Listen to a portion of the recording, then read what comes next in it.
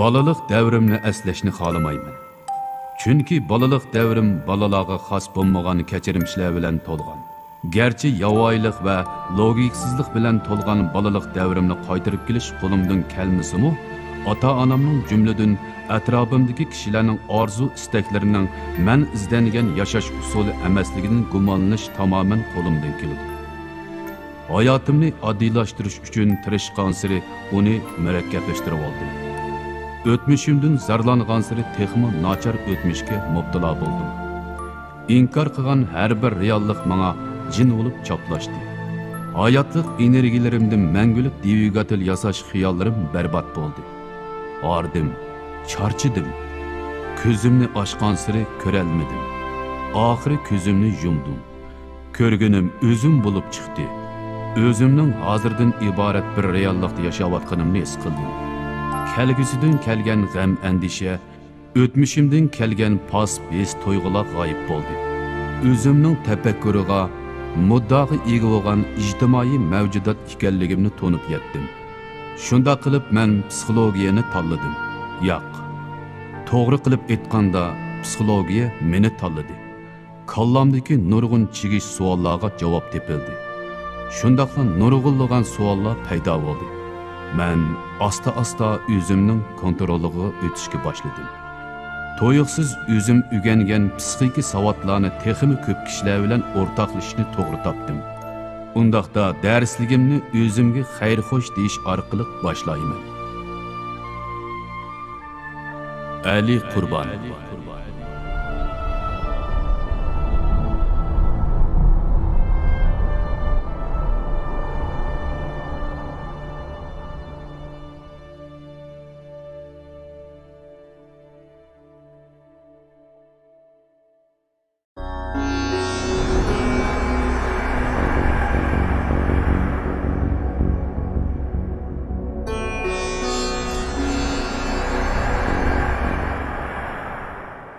Yaxshimisiz vaqtdoshlar, bugun sizga so'zlaydiganim chiroy ifodasini o'qish.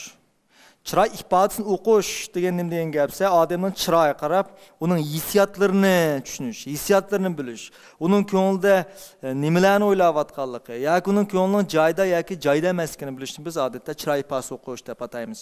Buning yamratilishi mikro chiroy ifodasi. Endi odamda universal bo'lgan qancha xil chiroy ifodasi bo'ldi desa, 7 xil chiroy ifodasi bo'ldi. Buning ichida birisi xushallik, ko'nglerim bo'lish, masalan, sal qayg'urib qilish, bizarlik, qo'rqish, hayron bo'lish, andan keyin ochchig'lanish, eng oxirida mansmaslik. Demak, har qanday u mel dunyoni qanday yashashdan qat'iy nazar odamda bo'ldi ekan, mush 7 xil chiroy ifodasi bo'ldi. Bu 7 xil chiroy ifodasini ishlatish uchun chiroy muskulimizda 40 parcha muskul bo'ldi. Mush 40 parcha muskullarni ishlatish orqali biz 7 xil chiroy ifodasi chiqaramiz. Masalan, xushallik. Ya'ni odatda ko'z, qosh taraf ko'tarilib, chiroy xuddi guldek echilishga boshlaydi. Qayg'urish. Qayg'urishda odatda odam kichiklab ketadi, ya'ni jumilish, ya'ni ishi kirib ketish ahvoli shakllandi. Uchinchisi masalan, bizar bo'lish. Ma'lumotdan bizar bo'lgan vaqtda burun bu chiroy ifodasini ifodalash uchun qatnashdi.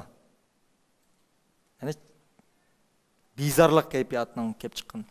To'rtinchisi qo'rqash. Qo'rqashdan nima o hayron qilish asosiyatan bir-birisiga o'xshab qoldi. Chunki qo'rqash uchun hayron qildi, hayron qolgan vaqtda bir xil qo'rqqan sezim bo'ldi. Ya'ni ko'z intan yug'nab, ig'iz echilib, hayronlik. Undan keyin ochchig'lanish. Ochchig'lanish deganda ig'iz odatda ig'izning tuzilish o'rni tuzsiz keldi. Ya'ni ko'z kichiklab, ig'iz tuzlanishga boshlaydi. Eng oxiri miqida kulish yoki mansmaslik. Bu vaqtda biz ko'pincha aytadigan miqida kulish chiroy ifodasi bo'ldi. Bu bir qadar qiyin.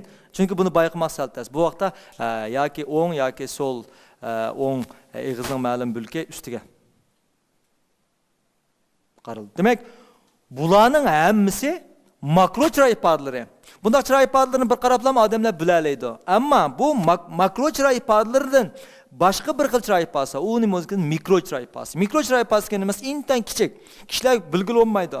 Bu mikro chiroy ifodalarining yuz berish tezlik qanchalik bo'ldi desa, 15 ta 1 sekund ichida chiroy ifodalar bo'ldi. 15'ten 1 sekund. Siz o'ylab qaranglar, 15'ten 1 sekund degan bektiz u. Uni aldirab bayqag'il olmaydi.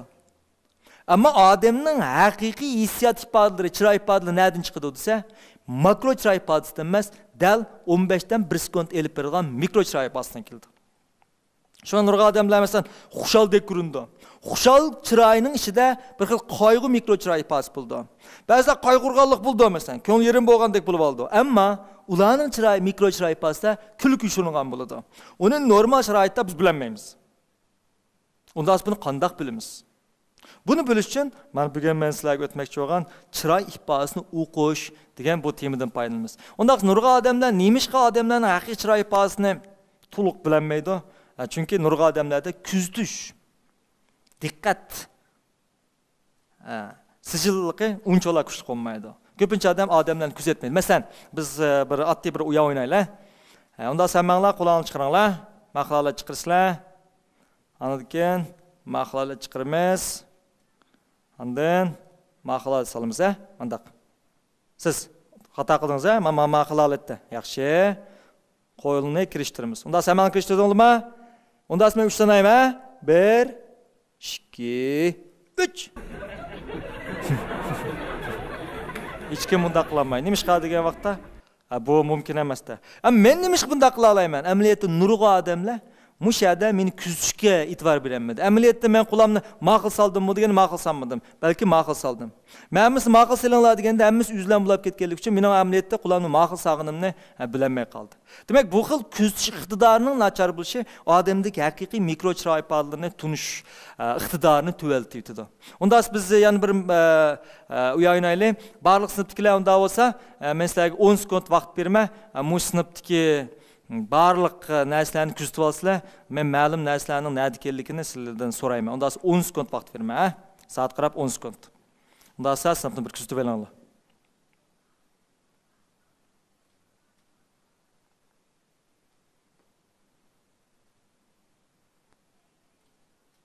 Bo'ldi? Unda siz javob bering. Zamanni kuzatdingiz-ku, sinf qarab chiqdingiz-ku. Unda siz javob bering, aqlingiz qaramay turib. Aqlingizdagi o'quvchi qizmi o'g'il? Topolmaysiz. Nima ish qiladi degan vaqtda, men bu hayotni sizlarga vaqt bergan vaqtda nurg'uninglar sizlar atrofni kuzatish bilan bo'lib ketib, yenildagi odam diqqat qilmadinglar. Demak, odamlarning amaliyotda mikro chiroy ifodasini bilmaslik sabab nima degan vaqtda, ular diqqatini aslida bayqashga tegishlik bo'lgan haqiqiy hissiyotni ifodalayotgan mikro chiroy ifodasiga emas, makro yasalma bo'lgan niqobga kirib olgan chiroy ifodasiga diqqat qiladi. Bunda vaqtda ularning nazar nuqtasidan mikro chiroy ifodalar asosiyatdan sog'ib bo'lib ketadi. Unda bu bola nemishqa oqid sinf shundoq zan soldi. Nima zan soldi desa, pardiga, eshikka, derizlarga yoki o'rindiqlarga diqqat qildi. Ammo oqidga bola diqqat qilmadi. Nima ish qildi degan vaqtda men atrofimdagi narsalarni sinfda kuzatinglar dedi. Demak, bu balning diqqati atrof kirib ketganlik uchun oqidagi balning zodi o'g'il yoki qizligini bilmay qoldi. Demak, mikro chiroy ifodasini nurg'a odamlarning bilmasi sabab nima desa, dal ulardagi kuzatish engining tuvan bo'lganligi yoki kuzatish iqtidorining yuqori bo'lmasligi. Shomay o'tgan soatda men bir qatim deb o'tib ketdim. Chuqum sizlar barliq ish izlaringizda yoki bo'lmasa o'zingizning maktab hayotida yoki bo'lmasa oilangizda bo'lsin, chuqum kuzatishga diqqat qilinglar. Qanday narsalarni kuzatimizsa, inchik narsalarni. Chunki cho'ng narsalar ko'z ko'rinib turdi.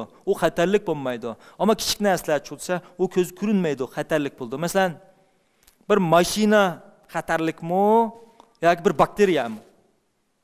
Albatta, bakteriya xatarlik. Nima ish qiladi deganda, mashina garchi yo'g'ondek turgan bilan biz uni ko'rib tura olamiz, vaqtga uningdan qanday dalda elishni bilamiz. Ammo bakteriyachi deganda bakteriya unday olmaydi. Bakteriya degan odam ko'rinmay keldigan gap. Shunga bir odamga qanday odamda xavf keldi deganda, uning makro chiroy ifodasini emas, uning mikro chiroy ifodasini. Masalan, men bir sonli yanaga ochiqilib basam, sil chuqum oldin mudofaa qilishni bilib bo'lsizlar. Oldin tayyorlik qilib bo'lsizlar. Ammo men kulib badim. Ammo mikro chiroy ifodamchi bo'lsa, ochiq to'lab ketgan. Sil uni ko'rmadinglar. Shundan bu menga kulib kelyapti deysizlar, sil tayyorliksiz tursizlar. Amaliyotda men bo'lsa ochiqlangan. Yoki ba'zi odamlar ochiqlangandek turdi. Yoki manda deyli, sizning ma'lum bir ishinglar vujud chiqmay qolgan bo'lsa, yoki kelishmoq yuzagan bo'lsa, do'stinglar ko'ngilni intan yerim qilish mumkin. Siz bu vaqtda do'stim haqiqatan men uchun ko'ngilni yerim qildi deb o'ylaysizlar. Ammo uning ko'ngilni yerim qilgan chiroy, makro chiroy pasining ichida u balkim xushal bo'layotgan mikro chiroy pasim kirib ketgan bo'lishi mumkin. Uni siz bilolmaysizlar. Ammo kunlarning bir kuni bu do'stinglar balkim sizlarga bek cho'ng payda kelmasligi, balki hatto ziyonkashlik qilish mumkin. Shu ham mikro chiroy pasini o'qish uchun odam men bayatim degandek nurg'unlagan inchik nuqtalarga diqqat qilish kerak.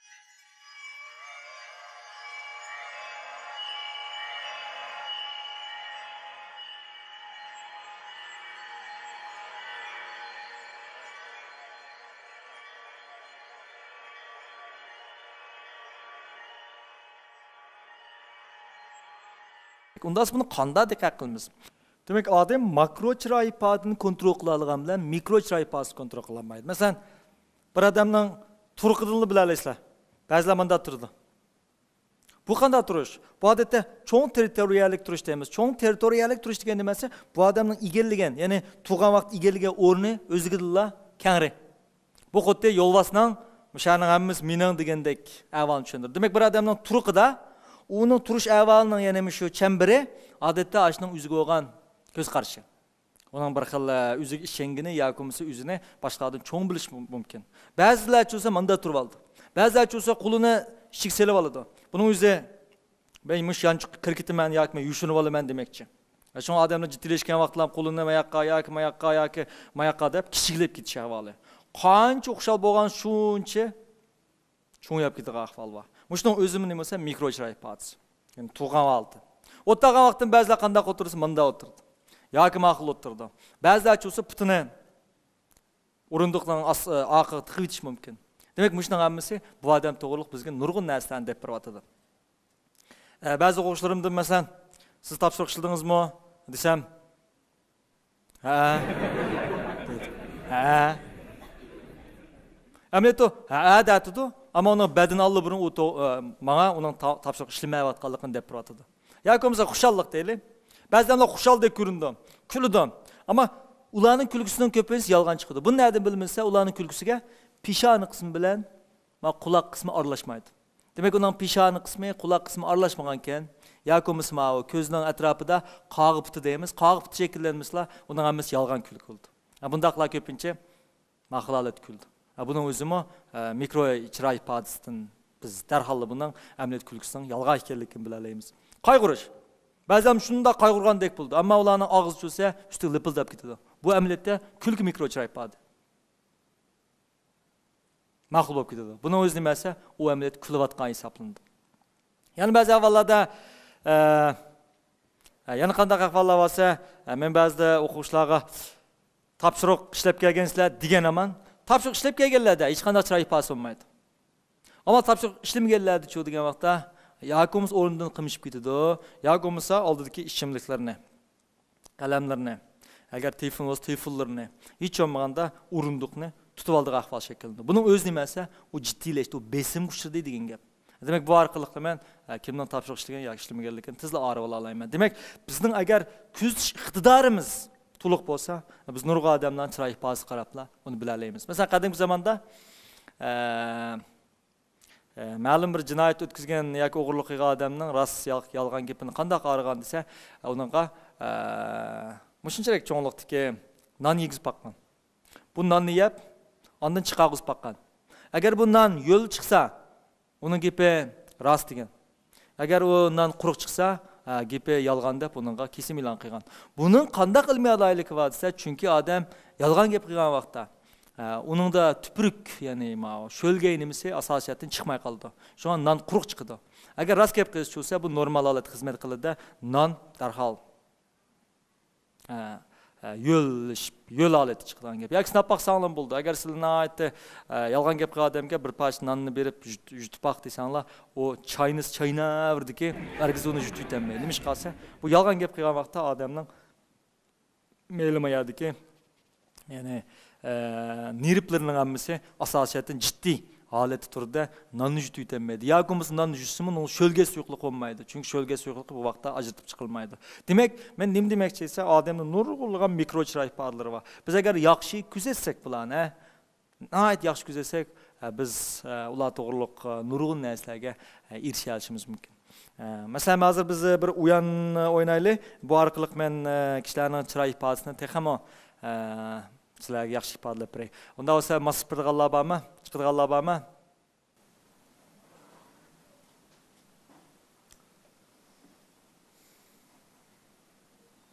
Siz.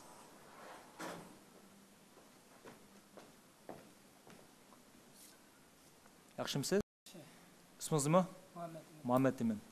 Unda Muhammad Emin, ikimiz bir oddiy bir uyan o'ynaymiz. Bu uyanning ismi esa tengi tepish o'yini. Unda men bu tengi sizga beraman. Siz shuni xohlagan qo'lingizni oqa qilib, xohlagan birisiga yushirsiz. Sizlar ko'rolmanglar, hech kim ko'rsatmang, ha. Ondan menga tanglaysiz, men birisini topaman.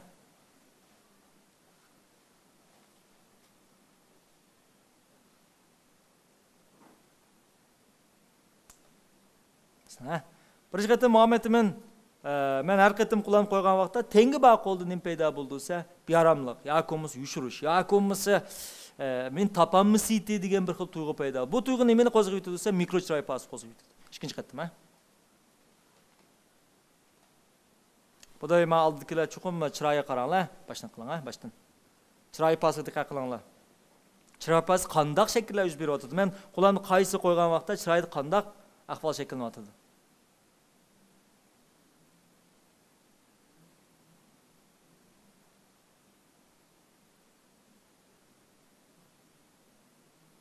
Kuzam qarang, ha? Ha? Demak, ikkinchi qatim kuzam qaramagan vaqt o'zini tanishib oldi. Biroq kuzam qaraganda-chu degan vaqtda men qo'lni qo'ygan vaqt darhol chiroyda ifoda bo'ldi. Ma'noda o'zi qo'li yo'q qo'ysam, uf dedi. Qo'li qo'ygan vaqt esa uf. Bundaq mikro chiroy ifodalari odatda intenzil bo'ldi. Bunisilar ko'p o'ynab birish jarayonida, chiqmash qilib birish jarayonida ondan bu bir xil yetildi. Unda yana qiling, ha?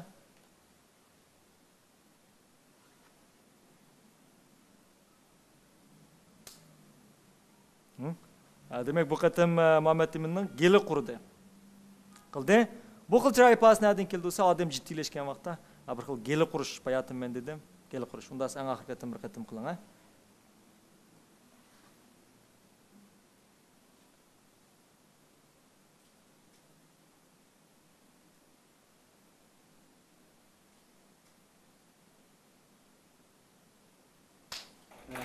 Bu qatim bo'lsa, Muhammad Emin o'zigidilla maqolni oqqashdi, ya'ni mushmin topamizken deb. Gerçi ro'shan holda qochmagan bilan ma'lum bir miqdorda, ma'lum bir o'lchamda, ya'ni oqi tortish bor. Buni normal vaqtida ko'rolmaysizlar, ammo mikro chiroy ifodasi bo'lsa, buni ayt ro'shan ifodada. Unda bo'lsa, bu 4 qatimliq tengi tepish o'yini orqali men Muhammad Eminning mikro chiroy ifodasiga tunishdim. Ammo bu tengi mening.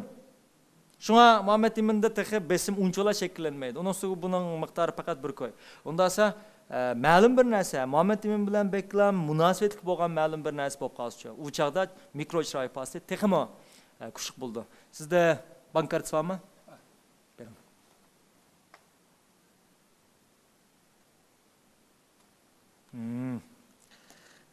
Pul var? Pul yo'q. Pulimiz olmay, boshqa birisi Pul var mı? Kaç pul var? O'qish pulim bor. O'qish puli var? Kaç pul? 5-6 ming ko'y. 5-6 ming ko'y, unda oz pul ekan. Demek 5-6 ming ko'y pul bir o'quvchi nisbatan xeyli bir jiq pul hisoblanadi. Agar men bu 5-6 ming ko'yni tatib olsam, elib olsam, chuqur Muhammad Eminda eg'ir darajada besim shakllanishi mumkin. Demak, Muhammad Emin bu 5-6 ming ko'yni qo'g'daydi. Bayatning tengi qaraganda nechasi qo'g'daydi. O qancha qo'g'dayman degansiri, o'ning chiroy ifodasi shuncha buni oshkorlab qo'ydi. Unda biz bir oddiy uyan o'ynaylik. Ha? Unda men hozirmi shu kartangning maxfiy shifrini sen hozirmi shuni yozsa. Men topaman. Demak, maxfiy shifrini men topsam pul meningmi? Topolmasam men sana shunchalik pul beraman. Olamda kelishdik mi? Tapalsan. Tapamay kalsam ben sana kaç pul vatı? 6000 koy birme. Dep kalsam men makan eliplam 6000 koy ne çıktı mı? Çönama Allah'ın tutsun ha. Allah sen mananga men maya qarap turma. Sen makpiş şıpırne müştanga yasa. Man kösetme, balığım kösetme. Hem de 6000 koyluk bulap kaldığındaki turma. İşte kalsam Ammağını bir meyman kıldığın aşırım. Tapamay kalsam ümüsünüp ketmesin. Ben bunu tapamazsın mümkün, tapa alışım mümkün. Ben fakat sizler bugün muş arkalık nemi getmekçi etse, mikro çay padisine, tekimi inçki yerlerini göstermek. Çünkü hazır tapa alsam minin. Gerçi bu gepni çak arlaştırıyotgandek tuğan bilen mini çolsa çak arlaştırmaydı. Mini adette rast, yalgan, çak degenlerini bilmeydi. Onun şunda signal keldi o. Dep basa 6000 koy ketidi deydi. Bu nemini payda kıldıysa, yanı qo'shimcha kognitiv load deymiz. Kognitiv load deganimiz aqliy yukni payda qildi. Bu aqliy yuk mikro chiroy pasi tegim qo'zg'aydi degan gap. Bittimi? Unda olsamish qog'ozni sen qatlab, yanchiqonga selib et.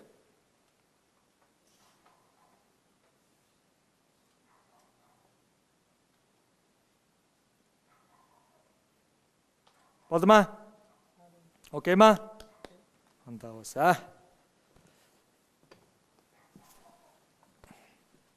deb basam 6000 koy menajma. Ishingizdan nargiz ketmasin. Unda aql. Men qarab bersanlar bo'ldi, to'g'rimi?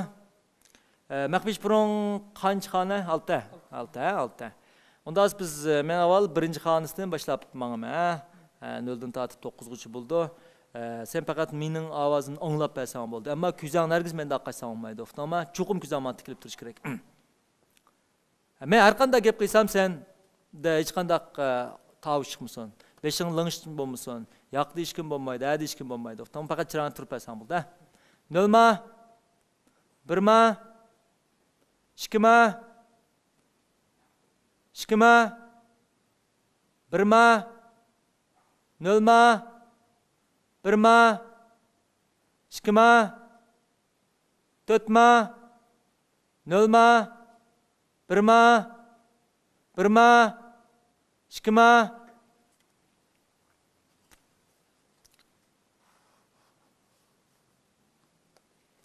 Ondan sonra biz ikinci xonasiga o'tamiz. İkinci xonasi o'yla, o'yla. İkinci xonasi o'ylab bo'ldingmi? İkinci xonasi to'liq o'yla. Güzel, hergiz güzelini menda qaşma. Nolma, birma, ikkima, uchma, to'rtma, beshma, oltima, yettima, oltima, beshma, oltima, yettima, 8, 9, 6, 9, 8, 9, 6.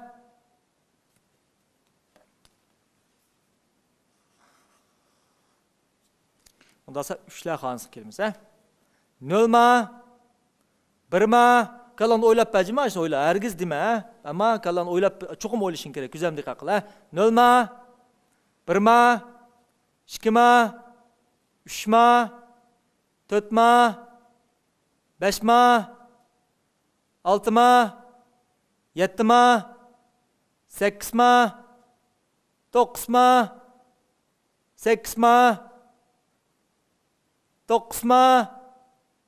to'qqiz,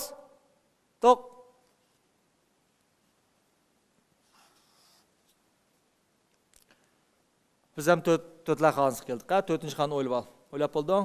Kallang qol, Sanab bo'lding, To'rtinchi xona, birma, ikkima, uchma,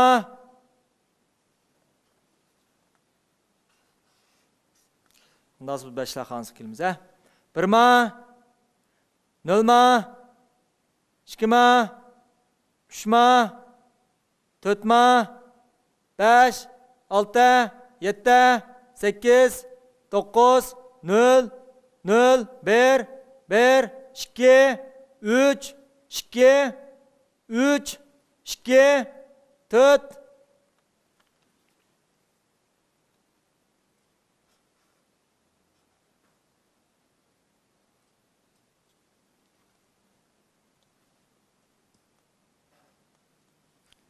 Onda biz en ahir xana keldik. En ahir xana 6000 koylu xana, ha? Oyla, ha? 6000 koy gidiğin oyla, sen oyla. Sen oydun mu? Sen oyla, küzem qara, küzemden qaçma. Nol ma? 1 ma? 2 ma? 3 ma? 4 ma? 5 ma? 3 ma? 4 ma? 0 1 2 3 4 5 6 7 8 9 0 1 2 ma 3 4 3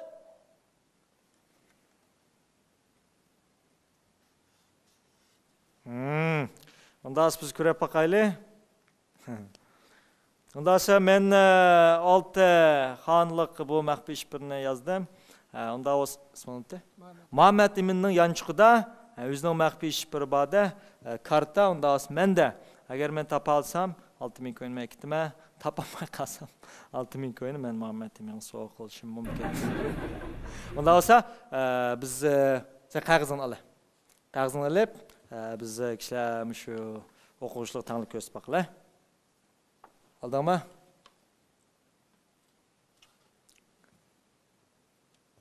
Bir, 9, 9, 2, 3, Demek ben 5. xanada ezip ketip kaptım. Demek Muhammed Emin'ga men sen qatla. Özgert etmek bir işbirini bulam da. Buldun, rahmetin da olsa.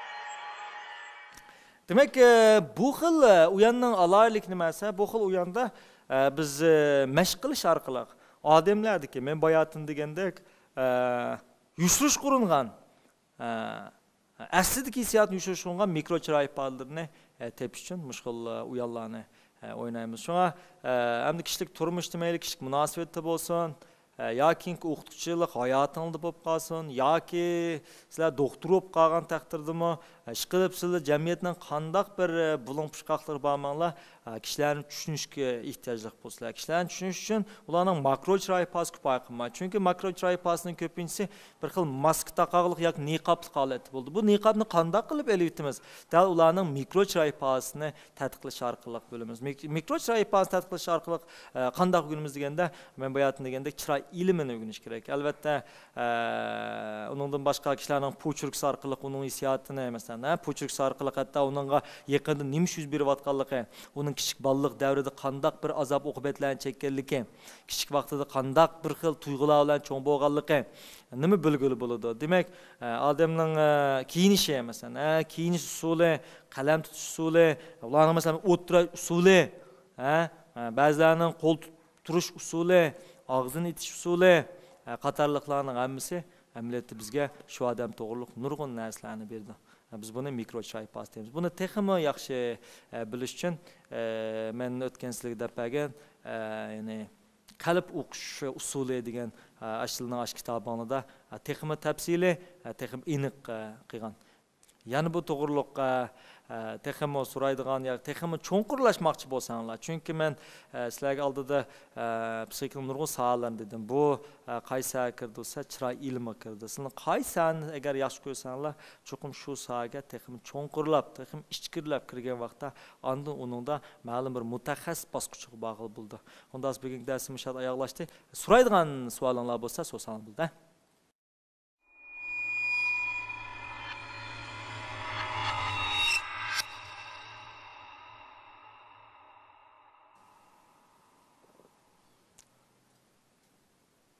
Siz. Malum men bir savol so'rsam, shu odamlar yog'in gap qilgan chog'da shu burni qitishdiga degan gap rostmi? Qanday qiladi? Endi bu gapning ham rost, ham yolg'on yeri bor. Rost yolg'on yeri degan nima degan vaqtda, odamning burnining qitishi odatda besimda shakllanadi. Mesela odam ma'lum bir besimga uchragan vaqtda men o'tganda dedim, Saqqanqur rayonining signali orqali odam badanda, ya'ni shu börek usti bizning stress hormon deymiz, besim hormonini chiqarib yetadi. Bu hormon chiqargan vaqtda qanday holat keldiysa, odam bir xil jiddiy holat kelgan nima bo'ldiysa, qon aylanishi tizilib ketadi. Qon aylanishi tizilib ketgan vaqtda bizning burun, quloqning uchi yoki bo'yan qatorliq bulusimon to'qilmalar deb qo'yamiz bu, ya'ni bulusimon to'qilmalarga qon to'ladi. Qon to'lgan vaqtda qichish yuz beradi. Shunga odam jiddiylashgan vaqtlar bo'yni tutilgan yoki bo'yin tutilgan yoki quloqni tutilgan ahvollar shakllanadi. Endi bu jiddiylikni biz yolg'onchilikdan kelganmi yoki jiddiyashib ketganmi biz bunu bilmaymiz. Ammo bir narsani jiddiylashgan aniq.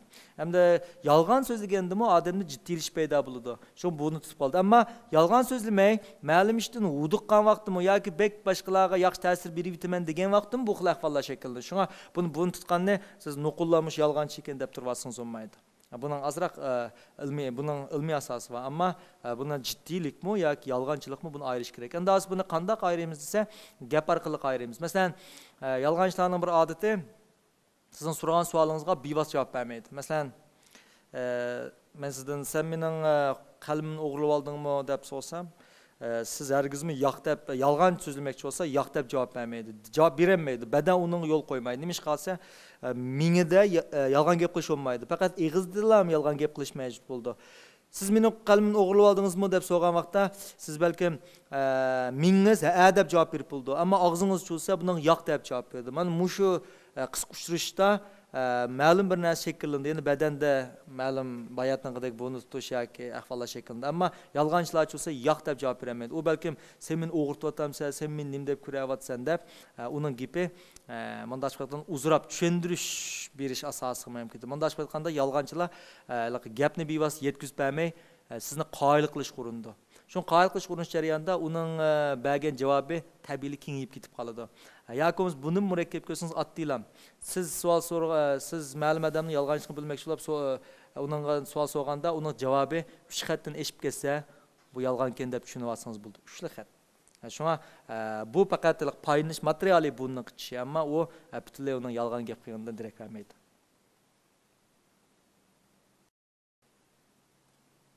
Yani savol so'raganlar bormi? Siz.